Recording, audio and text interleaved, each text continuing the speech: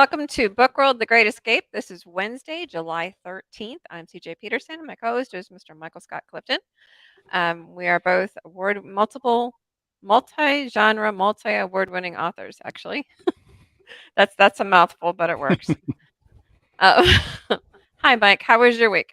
Oh, it was pretty good. Got to speak at the Macmillan Memorial Library on Monday, and that's in Overton. And they have a fantastic library, a fantastic facility. It is, I mean, I don't even. It's you would Overton's not necessarily a big metropolis, but they have a nicer library than a lot of much bigger cities, and part of it is due, I found out, because it's financed partially or wholly through the Macmillan Foundation, which is, I guess, a resident of Overton that left a bequest, among other things, to support the arts, including their library. And uh, Lisa Barnett was the one that contacted me about that. She was awesome, and we got there, Melanie and I, and they had a really good crowd. They serve a lunch, and I think once a month they have a speaker, generally an author of some kind, that comes and talks to them. And so they had a lot of good questions, and I thoroughly enjoyed it. Awesome. I love doing speaking engagements. That's like one of my favorite things to do. It's just talking to people about that. Oh yeah. Um, well, my week was kind of sort of eventful. Super hubby and I kind of share an Apple ID. And what we didn't realize is we actually shared the iCloud. So when I cleared his computer, because his computer is half the strength of mine, I cleared my entire computer. Oh gosh. So I lost all of my computer. So I have been slowly over the last 2 days been trying to find from various servers, various things that I needed. Some things, thankfully, my sister Lydia has, and she will be handing them, up to the Google Drive, and I can pull them down from there. But it was very painful. I did completely lose a story that I wrote for the Texas Sisters Press Ooh. Christmas holiday Ooh. anthology, and it's a historical fiction story. So I have to go through and do all the research again and rewrite the whole thing over again. Very CJ, painful. CJ, I hate to say this, but that really does sound like something I would do. And so, Well, I we mean, didn't really. we've been fine for doing it. What we do is when my computer reaches a certain level that it can't handle anymore what I'm doing, is we usually get a new computer and I pass the other one down to him. And we've done this multiple times and never had an issue. But this time, like, I don't know, about 6 months or so, they forced me to put everything onto the iCloud. They wouldn't let me go any further till I utilized the iCloud. That was number 1. Number 2, what happened was we did an update. My computer did an operating system update, and when it did, it dumped everything from mine onto his as well. So our computers looked identical on the desktops, and his computer's only half the strength of mine, and it couldn't hold it, which is the reason why I got the new computer to begin with. And so I deleted it from his because we've done this before, and I emptied the trash, and once I emptied the trash, it was gone completely. Uh, well, someone who, unfortunately, like I said, has walked that pathway, my heart goes out to you, It was and painful. and I hope you can get it all back, or I can't. at least part of it. I got about 2/3 of it back, but like I said, like, the story is completely gone. It was done. It was ready to go. I was done with it. Yeah. And so that's one thing I cannot get back. Thankfully, I do all my designs Mm, on a system that allows me to pull everything off, provided I haven't deleted it. So yeah, it's been mm. interesting. Um, Can but I don't imagine know. I don't know if losing your work. it was brutal. I was having a serious panic attack. I was on with Apple for over 2 hours yesterday. They even pushed me to high priority, and their conclusion was once you deleted it from the trash can, it was gone. I'm Ugh. like, ugh. Mm. So it was brutal. But I don't know if I announced this on last week's or not, but found out that Chief and Sarge, my second book, A Day in the Races, A Lesson in Friendship, won an international book award through Purple Dragonfly for children's books. So Congratulations. super excited. Congratulations. That makes 9. And so this is my first international one though. So One I'm more I'm award super to excited. one more award to add to an already long list. Yes. Congratulations. And Chief and Sarge are like super thrilled about it. They're jumping for joy because now they have three. They have two for cruising, and this is an international one for day at the races. And Davy Jones, our illustrator, is thrilled. So I couldn't be more happy. Super excited. And then I got my next book up to the editor, thankfully, before everything went haywire. So that's one of the things I was able to pull off of Yahoo because I had already sent it to her, thank God, or I would have really been panicking. Mm, So thankfully, I was able to pull that off. But yeah, that's currently in her hands, and that should be coming out the end of August, beginning September, I think.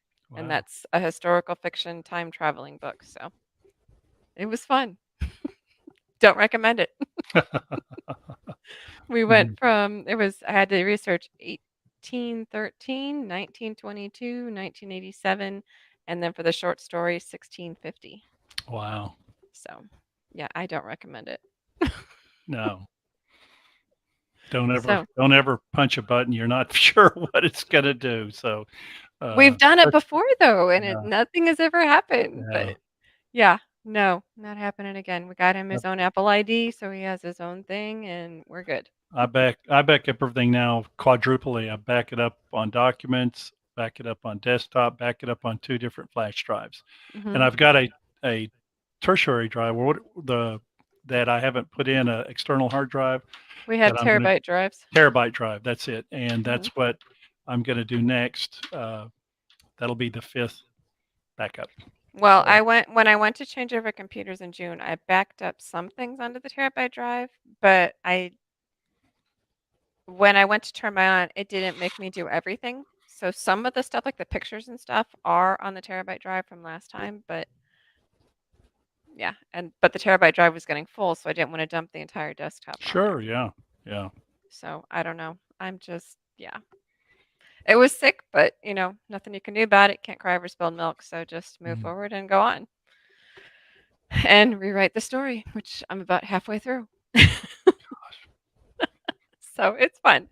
But so today we're going to be talking about something that's kind of a sensitive topic. We're going to be talking about writing in a PC culture. It's something we've been wanting to do, but we've been a little bit nervous to do it. But it's something that we both feel very strongly that needs to be talked about. So, Mike, do you want to start? sure. Well, as you mentioned, this is something that, I feel very strongly about, and, I've lived long enough to have seen enough history, uh, to kinda have a background or a frame of reference, I should say, to view things through. So, without getting real, what's the word, political, Hmm. uh, we do live in a Hmm. democracy that is based upon freedoms, of which freedom of expression is one of those. And freedom to express yourself in art, freedom to express yourself in the printed word are among those freedoms which we all enjoy. Hmm. But I've I do have to correct you on that. It's actually not a democracy; it's actually a constitutional republic. constitutional republic. Okay, There's the so difference. so we take those for granted sometimes until they start to go away.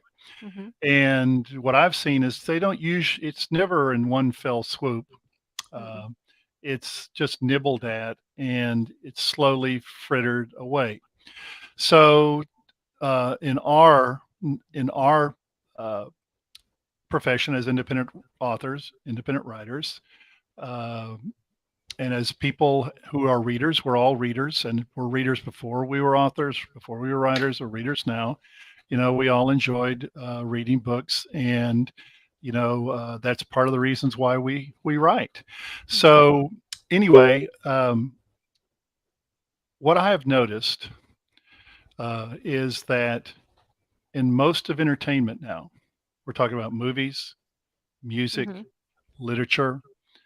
Uh, there is a checklist, boxes that you have to check off, Hmm. which are requirements in order to have your music published, your books published, or to produce a movie. You have these boxes, each one has to be checked off before you can actually move on to the project that you're working on.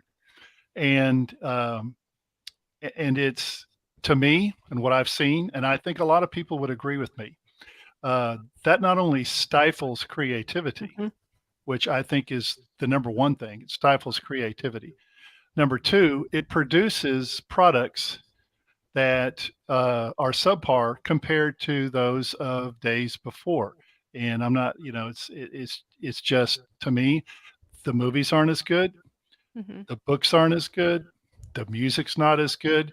And one could be watching this and say, well, it's because, yeah, you're at a different generation or different age. And so you don't like all the new stuff like younger people do, or a different generation would. And I've taken that into consideration. And I've got an open mind, a pretty good open mind, and I like a wide variety of things. But what Mhm. I've seen is that it this PC culture, which requires you to add things that were never part of a story, because it's like if you don't, then you will be punished, or roadblocks will be thrown in your way, or basically you just won't have any success. Mhm. So and let me add one more thing, and then I'm sure you've got a few things to say about it, and I've got a few more to add. But okay, in books, Mhm. the story is always the most important thing. Agreed. The, the story is why somebody reads a book, why they read your book. The story is what drives a reader's imagination. It's not, it is not a PC checkoff list. Mm-mm. Okay. It's not. If you lard what was a good story with characters and plot scenes and political statements, if you want to call them that have nothing to do with the statement. I mean, with your book, then what you have done is you have taken what might have been a good read and you've made it a so-so read. And Mhm. and it's taken the heart out of your story, because the story's no longer what's important. It's the checkoff list. Mhm. It's kind of like writing a book from a company that's got a formula, and you have to write it this by this point, this by that point, this by that point, that point, that point, and it can be brutal. And not everybody's formulaic. I'm a pantser, you're a pantser, and we write by the seat of our pants. That's just what we do. And for me, if I'm forced to put something in somewhere, that just drives me crazy. I end up with hives. But if it's something that makes the story flow, or that is in there for me intentionally, which there are some things that are in there intentionally, and it's usually in there to encourage. It's Mhm. usually in there to strengthen and or to show somebody that, you are stronger than you think you are. Don't limit yourself. Don't let what's going on in your world limit yourself. And when it's done correctly and not forcibly put in there just to make sure that you're checking this box or checking that box, and it makes the story flow, then that's how the story should be written. If it's in there just to check a box, then don't do it. If it's in there and it helps to enhance your story, then go for it. That's But right. it has to be in there to enhance it, not as a checkbox thing. As you said before we got on, a lot of times indie authors are one of the few who still, or hybrid authors who still have, a certain level of free speech. Depending upon your publishing company that you're going through or you yourself, you know, that's the only limit that you have. So is it because you feel it has to be in there by a checkbox system, or sometimes if it's something you don't fully understand, talk to somebody who's in that position and they may be able to help give you some insight. But you're not doing it just to check a box, you're doing it to get inside the head and the mind of somebody in that position. Does that make sense? Oh yeah. And I would almost guarantee you that people that are watching this broadcast, Book World: The Great Escape, can point to movies, Mhm. streaming series, books they've read, where they immediately can point out the shoehorned characters, the shoehorned plot lines that were not a good fit, that are like a big red thumb, as far as the signal that they weren't really ever part of.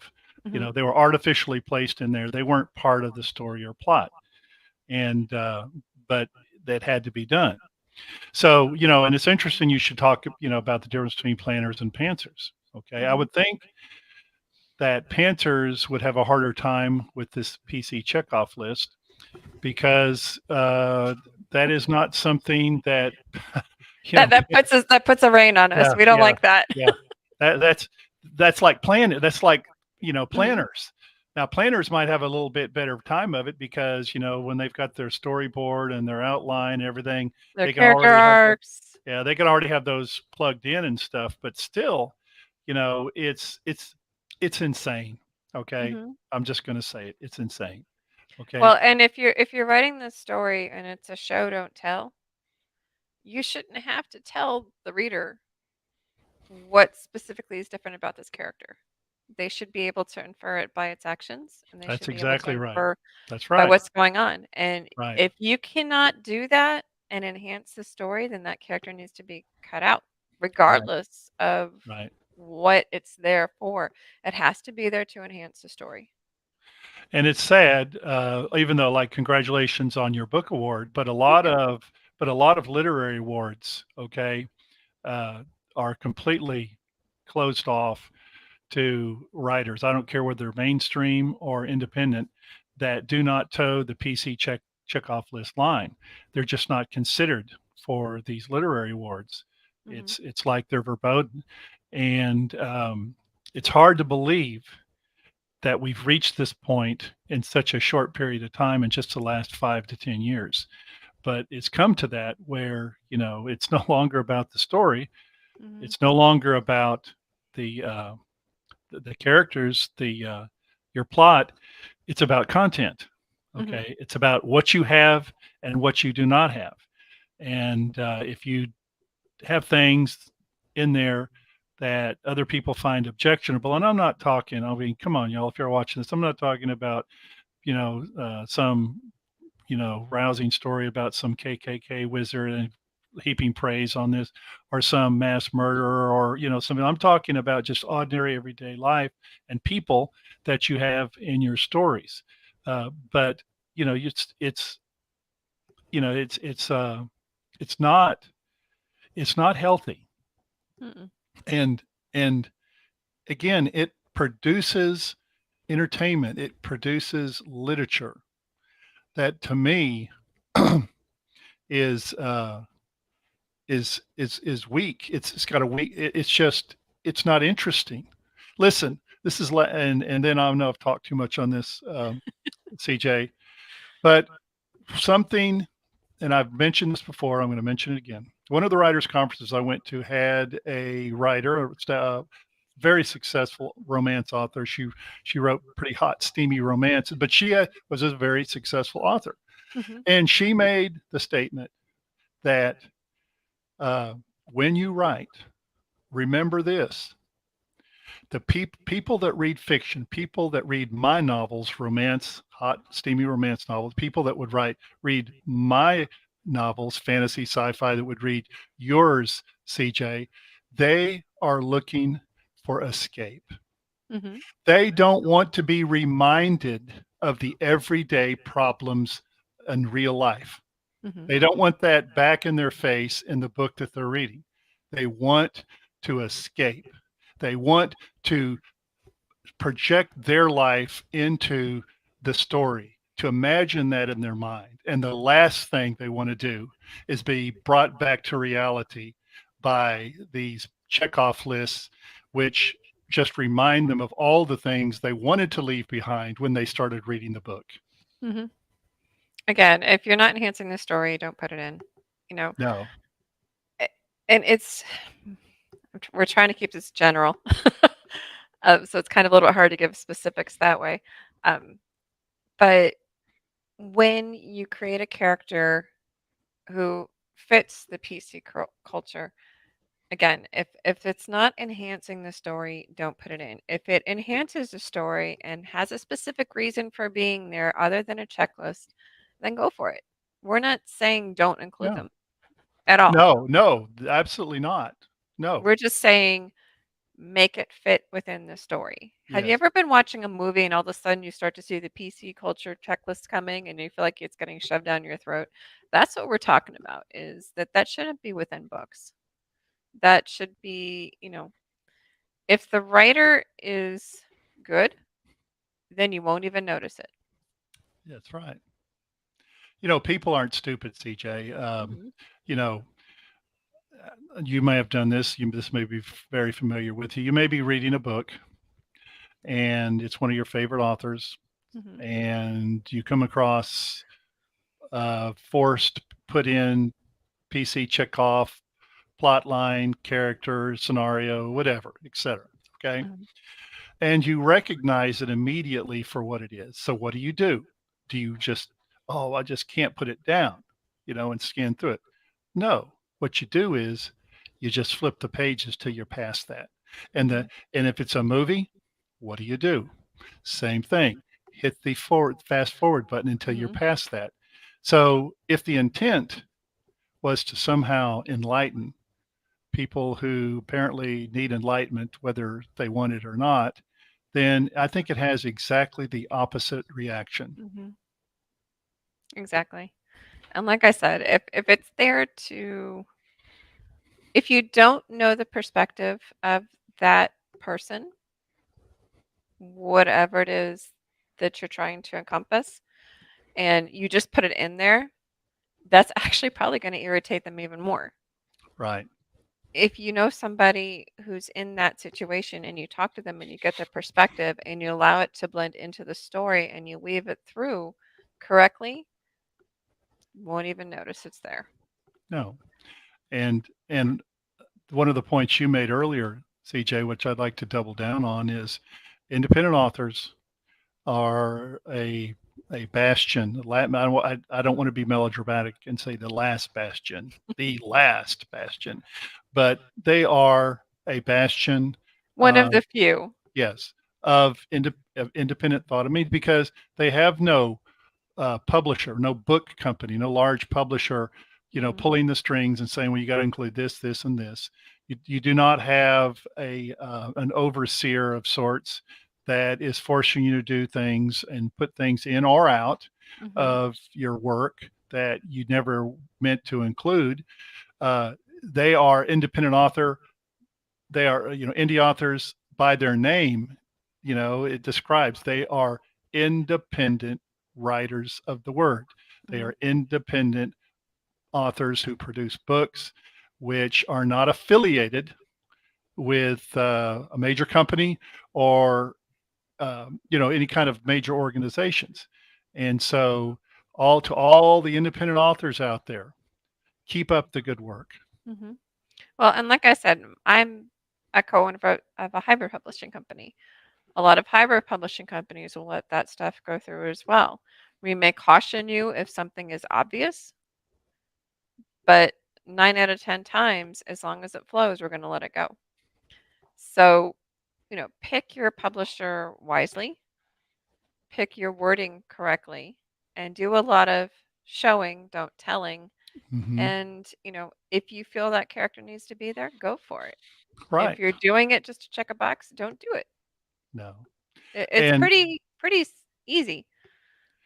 can I add? I'd like to add one more thing, and that is okay. Just so that we're both, we're all clear. We're both clear, and I know you and I are clear on this. But Mhm. just so anyone watching or listening to this, okay, what we are not saying, or what we are not endorsing, okay, is something so irresponsible and reprehensible that it's danger to you or to other people. I'm talking about, some obvious examples would be how to build a pipe bomb, in my book, or, you know, we need an ethnic cleansing. So here's the things, the steps that I recommend to accomplish that Mhm. mission. Okay. Obviously, that's not what we're talking about, nor should anybody, uh, uh, nor should anybody in their wildest imagination think that that's what, we are saying or trying to say. Okay. Because we don't support that and would never support that. And that's really not the point. The point Mhm. is freedom to produce a work for the enjoyment and entertainment of others without Big Brother looking over your shoulder and say, Mhm. no, no, no, no, no, you haven't included it. Oh, you got to take that out, because it's offensive to 1% of the people. Well, I said something I shouldn't have said that, but anyway, uh, cat's out of the bag. So sorry. I mean, here's the thing though. I mean, just be real. Be real in your writing, be real in what you're doing, right from your heart, right from your soul. Make it all flow together. That's all we're saying. We're not Yes. saying just Yes. to put in there just to put it in there. I mean, Right. I have a series that has multiple ethnicities. The Team Angel series has pretty much one from every country. So, I mean, it's all over the place. I didn't do that as a checkbook or a checklist. I did it as to show that, that even somebody from a different ethnicity or a different race can get along with another one. It wasn't there as a check mark, but they're in the book, and so it was there for a reason. There was a point. Right. So it's not there to discourage. It's not there to do any political statement of any kind. It's just there to let everybody know that we all bleed red. Well, it's in our democracy, you have choices. Hmm. You don't have to read somebody's book. You Hmm. don't have to watch a movie. You don't have to listen to, a song on your iTunes list. Hmm. So you have the freedom to do or not to. And that's all we're saying is that if someone likes my book or your book, CJ, fine, read it. If you don't read it. Whatever, but what I have in my book and what you have in your book is there from my imagination and my creativity, not somebody directing me to add this or that. That was never part of the story, never part of the Hmm. plot, and never really, uh, you know, part of the cast of characters. So anyway, I do want to say, can I say, just add this? Okay. I, this week on tomorrow, which is Thursday the 14th, I will be doing a Zoom meeting with Teresa Young, who is the Director of Alumni Affairs at Wayland Baptist University, which is where I got my undergraduate degree, my old alma mater.